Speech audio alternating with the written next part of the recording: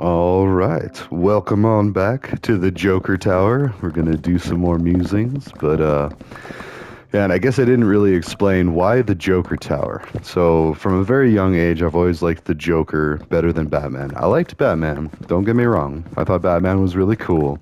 But it always seemed strange to me that this very wealthy person, like, I mean, yeah, it's like very noble, the idea that, oh, he's wealthy, he needs to give back to his community. But he runs around beating up, like, evildoers, criminals, and stuff like that. But you don't really think a lot about what made that criminal do that thing. What made them mug somebody, in the alleyway, like try to, like what happened to Bruce Wayne's parents. And for those that don't know the story to Batman, it's a very sad story. His parents get shot, mugged, and then killed in a mugging gone wrong. And there's actually a few different versions of it. But either way, wealthy people in the wrong part of town, and like basically New York, I think is what Gotham's supposed to be like, basically. And, they get mugged and killed. And so when you see that without any additional context or anything, you're like, oh, those horrible criminals and that. And like, how could that happen to... But then if you really start to dissect that, it's like, wait a minute.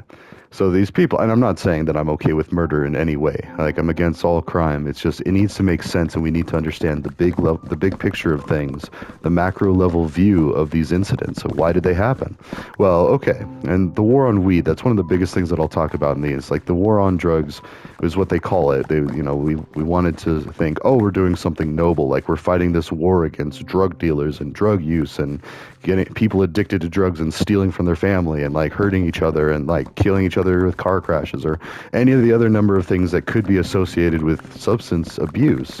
And I say substance abuse because simply using a substance isn't illegal most of the time.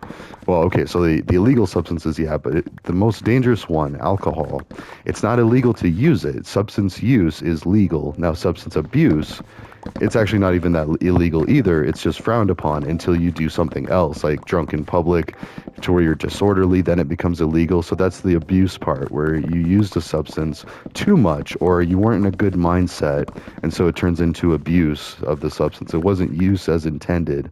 And it's really hard with alcohol, especially because, like, you can intend all day, like, what is that the saying? The pathway to hell is paved with good intentions. And I'm loosely religious too, not really. I mean, my whole thing is like, I think all major religions are more or less real and fake at the same time. Like, it's totally fine to give gratitude and thanks to a creator, whatever or whoever that might be. But it's when you start getting into these things, like when you start encroaching on other people's lives. The gay thing is a big thing because, like, that, it's... It just, well, first off, it seems weird. Like, if you have two loving parents, and that's what Russia's kind of like fighting with us right now. Like, that's one of their big thing. Because I saw Putin talking about this is like one of their big reasons for being against the West and, America and all that is because they're worried that people are going to start becoming transgender, start more gay people, more this or that or whatever. They see these things which are, their perspective of the U.S. and the West is very skewed because it's based on the lens that they see it through. By the time it gets there, it's like the telephone game. When you whisper something in someone's ear and then you're all sitting in a circle of like, what, maybe 20 people. And by the time it gets whispered to the last person, it's completely different. And so... just that's a good example of the errors in communication, like the biases, like the discrepancies that can happen, stuff like that. And especially now, that's why I love XApp. I mean, it's a lot of people don't really like Elon for a number of reasons, but and then a lot of people do like Elon for a number of reasons. And I'm one of those people that I don't really approve of his political stance, and I kind of feel like it's shady how he went about it, a lot of that stuff. However, he's been concerned about the environment. He's been concerned about humanity. He's been genuinely concerned about a lot of things that I'm concerned about and I sympathize with. So I think that that's great. And the fact that he's got Trump's ear bodes well to a point. I'm still a little concerned about the greed and the rich taking care of the rich first. That's more like every time I see something where it says, and now President Trump, I will admit that he is our president now. He has been elected. And that's fine. He's my president. I didn't vote for him, and I don't like some of the stuff he does, but I'm an American first. And it was the same during George Bush. And so, and for those that are just joining us, I did enlist in the Marines. I tried to be a Marine. I was slotted for military intelligence, but I had substances in my body. So it was a liability thing. It was a recruit entry separation. So I wasn't kicked out. I just couldn't do it at that time. They said, if you can get your life together and come back within a year, we want to have you back. I was like, sure, yes. I thought I was going to prison. So I was like, I have illegal substances in my body. I'm on a military base. Like, oh my God, this is terrible. This is bad news. And I was out there in San Diego. I was in a platoon, but very briefly though. And then they weed out the people that have things in their system, and then they have a talk with you, an interview or whatever, an exit interview, if you will. And your head's already shaved, and then you're kicked out onto. So technically, yeah, you are kicked out, and then they stamp your dog tag with a boot, and then you're a recruit entry separation at that point. And it's really a travesty. Like, and now that we're legalizing weed nationwide, and I do believe that's going to happen regardless. Like, the President Trump's been in support of it. He's more in support of the states. That's his way of dodging that to a point. But RFK, the Department of Health guy, he wants cannabis to be legal and psychedelics too. He feels that, like, in controlled situations, which I agree with, like, they should still be in controlled, supervised situations, or at least like with someone trustworthy. I mean, we've been doing it for decades, like having tripping guides, like, it's been a bunch of hippies or Grateful Dead enthusiasts or fans, and then basically hippies that they live their normal lives, they interact with people, and then, you might go on a journey and you have to set aside a whole day or two, really. I'd say, like, you want the next day for recovering because you're probably not going to do a lot of sleeping that first day. You're going to be too excited and exploring this stuff. Like, and again, I do not support crime in any way, shape, or form. So if it's illegal in your area, don't do it. Come to Colorado. We're working on ways that people can consume these things publicly and safely. I mean, as it is, you just come here, get a hotel room, go walk the street, find somebody that has them, they'll give them to you. Like, mushrooms are legal to be given. It's when you sell them that's illegal. And that's only because, like, we haven't gotten it figured out yet. We will. We're working towards that. I mean, we just legalized them. I wish I can't remember what year that was, but like the wording of it, and the news, one of the news stations, well, a lot of the news stations were kind of explaining it, and what it boiled down to is, like, we voted to legalize mushrooms, magic mushrooms, DMT, I forget what else it was, not peyote, I don't think, and not LSD. I think those are still illegal here, but either way, magic mushrooms alone, that's pretty intense. Like, that gives people some ulterior perspectives. But be careful. I don't think you can fly a plane if you've used them. I think that's one of, like, the hard rules in our country is, like, you absolutely cannot fly an aircraft if you have any history of psychedelic use.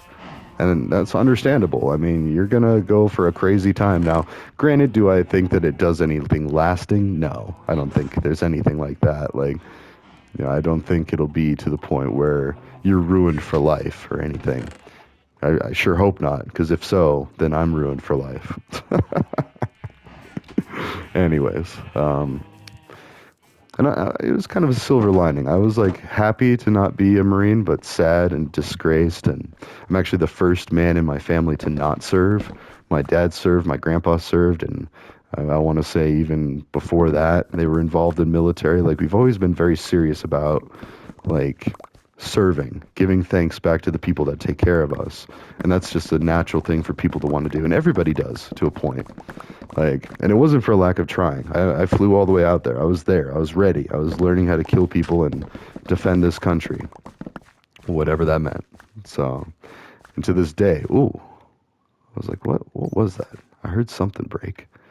But anyways, and to this day, I serve my country, in rippling circles outward, my family, my community, my city, my state, county probably, because I mean, like, Larimer County, Northern Colorado, like, I'd say that, and then state, then country, then continent, then hemisphere, then world. But it's very close to serving the world too.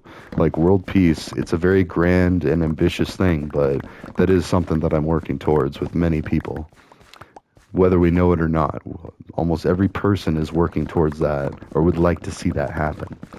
Easiest way is just to legalize weed worldwide. That's how you get it. That's how you get world peace. And anybody who's ever used cannabis was probably inclined to agree. Be like, man, if everybody just did what I just did, just even just once, just chill out, talk to everybody, not be all angry or anxious or emotional, be able to discuss things with each other, you're going to find that a lot of the stuff you're angry or scared about is a non-issue, or it's just a misunderstanding or a miscommunication.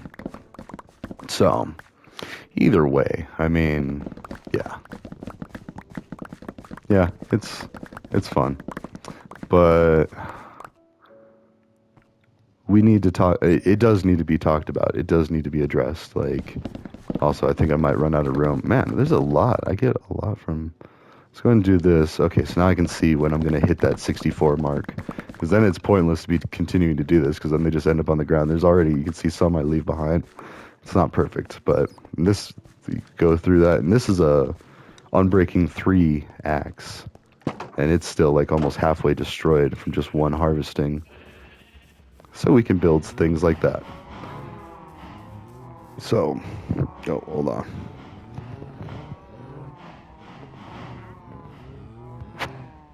All right. Oh yeah, and I gotta kind of deposit some stuff. Buy some things. Always get coral, because I'm going to be doing some feng shui with coral, dyes, gunpowder, because this is in peaceful. I don't play it where we have mobs. Oh, did you drop the... I've gotten one of those, but it looks like I didn't get that one. That's okay. So, then I could turn it out of peaceful and, like, harvest things. That's actually what this tower is. Hold on, let's see it. That first tower. And I decided I'm going to make the twin towers, like a replica of the two towers that went down in 9/11, just to have, I mean, because part of this is memorial stuff too. Like in what I had in my last world, which you can see back in the Oasis playthrough and her playlist. I'm trying to think. The two taboos, I think, were in it as well. But either way, I had like a memorial for all the people that I've known that have come and gone, just like showing respect to them. Kind of like ofrendas in the Dia de los Muertos. So like some Spanish tradition, they do on Halloween like a give back or a think about, the dead. Like respect your family members. They make an ofrenda or like an altar of all the things that they liked in life, their favorite foods, and then you just put the stuff on there. And then depending on your family or how you participate in it, you end up eating all the stuff because otherwise it would just go to waste, or you just let it rot. And then that's similar to pouring out the last bit of your beer or pouring out a beer for the homies. Like just a sign of showing respect to the people that are dead that don't get to hang out there and have a beer with you, and I like to think that in my lifetime, we're going to fix that to where you can hang out with beer or cannabis. I mean, usually probably not both, but like, I mean, there's going to be a huge shift, and I'm excited for it because alcohol is just the root of many problems, and that ties into greed and resources being so finite, and then real or perceived emergencies. Like that's the biggest thing is perception is reality. And that's one of the biggest things to grasp. Everybody needs to understand that. It's like your situation is going to have way more hardships if you perceive in any way that you're being slighted against, like, yeah, sorry, also I had to remember what just healed my axe, but trading heals or repairs it with mending. So all these tools have mending, you can see. So, anywho, so that's why the Joker Tower. I'm also a big fan of Stephen King's The Dark Tower series. That's great. It's like, it's the gunslinger. It's basically like a Western, and I've never been that fond of Westerns. Like, when I see them, they seem kind of tacky and hokey. It's like, okay, whatever. But I've also been shooting guns since I was in first grade. Owned my own rifle in third grade. Like, again, was trained by someone in the military, my dad. And he made sure I was an excellent shot. We took a lot of time at gun ranges and learned how to shoot. He started to teach me how to clean guns, but he would pretty much just do that for me. Anyways, but it is something you need to do. Otherwise, it could be dangerous, cause injury, explode. Like if you have things obstructing the barrel, or any of the mechanisms too. Like there's the loading, feed, and all that. And if you get a jam anywhere, it could be potentially dangerous. But at least Well, and especially if you're in a war zone, like if you're depending on that gun to work. No. Yeah. But cybersecurity is still a way to contribute to peacekeeping efforts worldwide because you have a chance to communicate with people. That's the biggest thing too. Like this YouTube channel, there's only what 269, 270 around at the point of making this video. That's how many subscribers I have. Not sure how many actually watch the videos, but like it's growing. And I'm being very careful not to do the tricks to try to get millions of subscribers. One, because I don't want a bunch of kids watching this stuff. Like, I say that it's not made for kids. Of course, kids are going to see it. I mean, there's no way to completely guarantee that your kid isn't smart enough to guess your password or, log in as you if you accidentally leave your stuff logged in as you. Like, your kids have your access. So, things like that. Like, cybersecurity isn't just like some scary person on the other side of the world or some thief on the other side of the world. It's your family. It's your girlfriend, your boyfriend, your partner. That's actually one of the scarier ones. And then, again, alcohol. It intensifies domestic violence. It actually creates a lot of domestic violence, in my opinion. But same with shaken baby syndrome. Like, if you're either hungover, currently having a drink, or alcohol is involved in any way, I feel like, and I don't know, I haven't seen the studies for this, and I'd want to see to make sure, but my intuition tells me that you're much more likely to shake a baby if you've had alcohol. Like, I feel like that's just a thing. I mean, you're more likely to do a lot of things. Drive, crash into things, drive like 100 plus miles an hour because your brain is literally being impaired by a chemical. Whereas with cannabis, it's still being impaired, but not to the point where you want to show off to people that, especially showing off for people that aren't even in the car with you. Like, you just want to show off for strangers on the street. Meanwhile, they're looking at you like, look at that jerk driving all horribly. Like, that's scary. I hope a cop busts them. Like, that's who you're impressing, or you think you're impressing. And that part I do know from experience from having alcohol. I've tried it. I've drank plenty. I tell people I've drank enough for 5 lifetimes. I don't need it anymore. Not that I ever needed it to begin with. It just lost its appeal. It's not as fun as I thought it was. It's definitely fun, but it comes with such a hefty price tag. Like your whole following day is most likely ruined, which forms some camaraderie with other people drinking and experiencing that. Like, I'm thinking mostly college experience, like which not everybody gets. That is one silver lining of the Trump presidency that I'm looking forward to.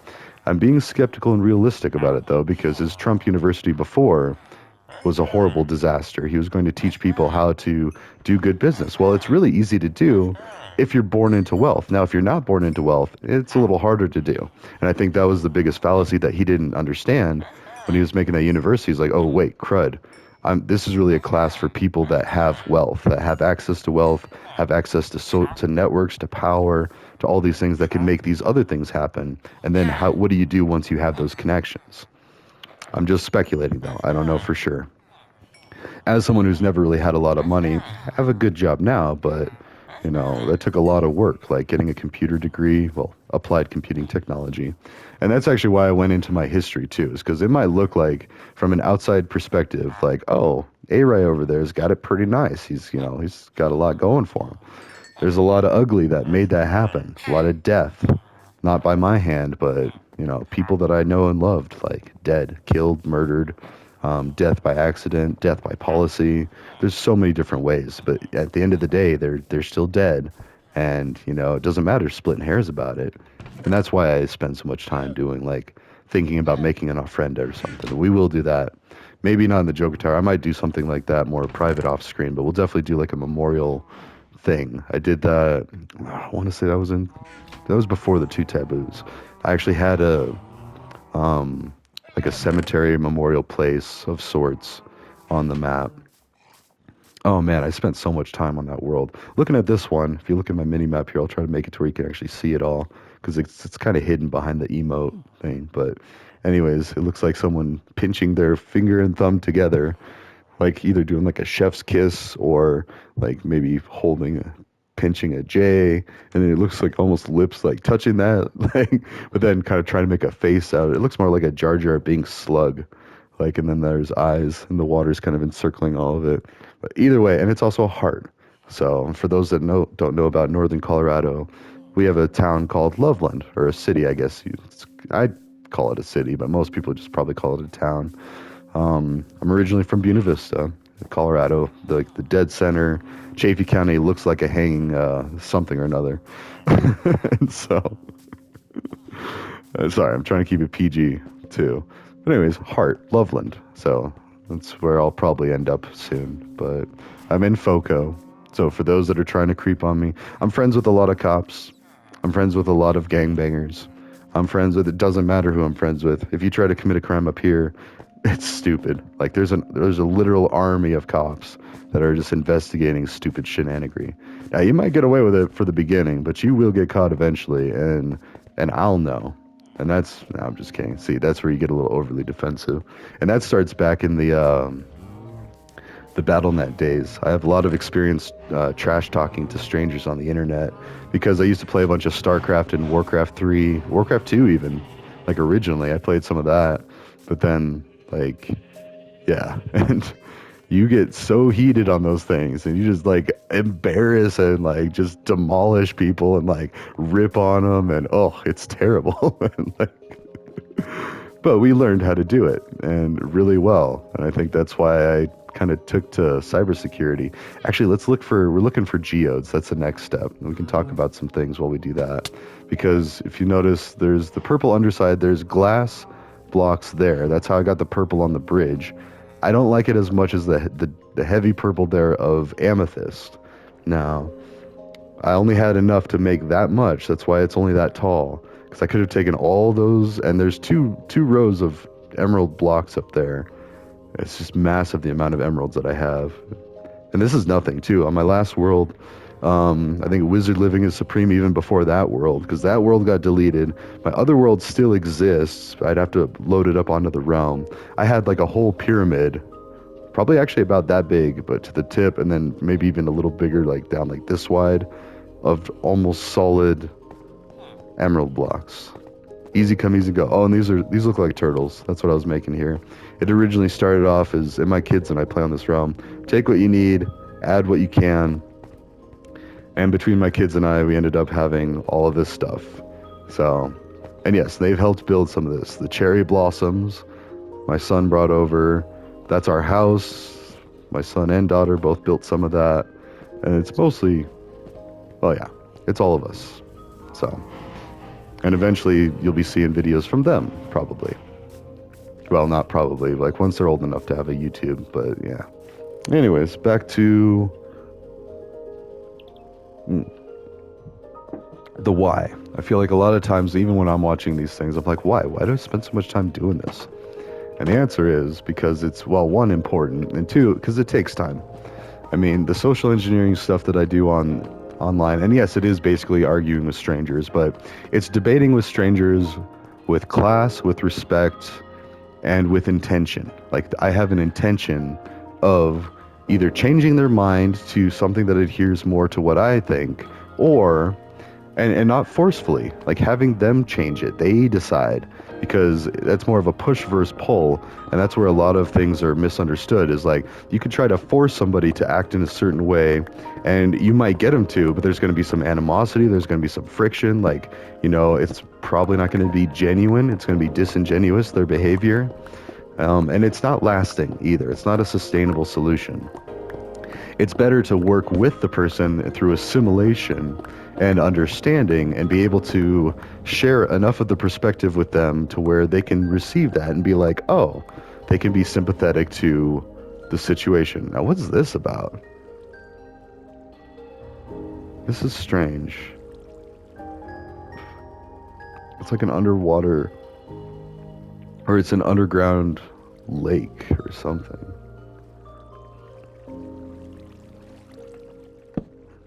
Let's see.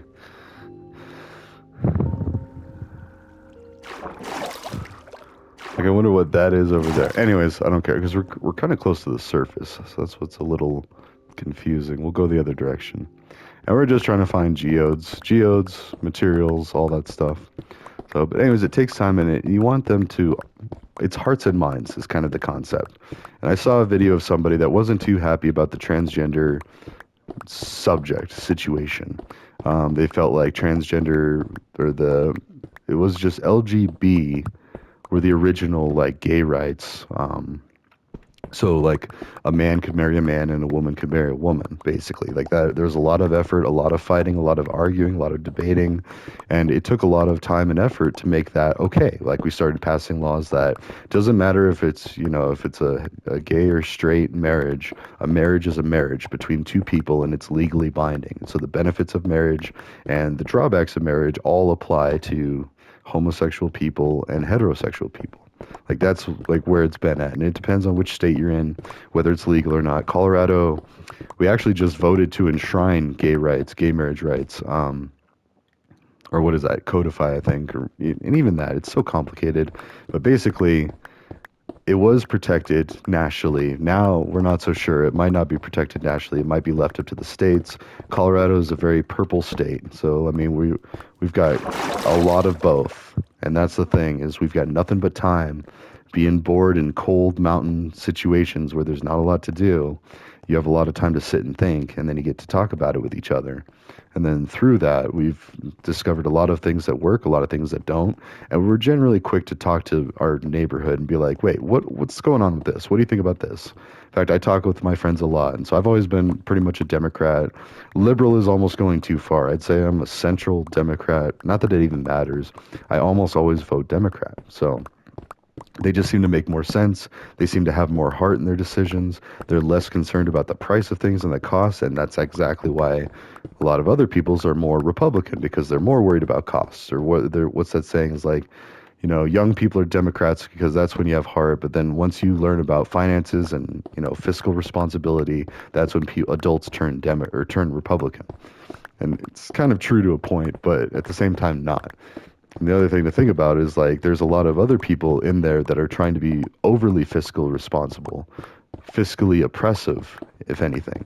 Capitalism without caps, where they are so driven by greed and like they think they're doing the American dream, but what they're really doing is sliding other people and causing things to be harder for others while enjoying so much themselves and not really having anybody to tell them, be like, hey, don't be a jerk. You're affecting everybody else here.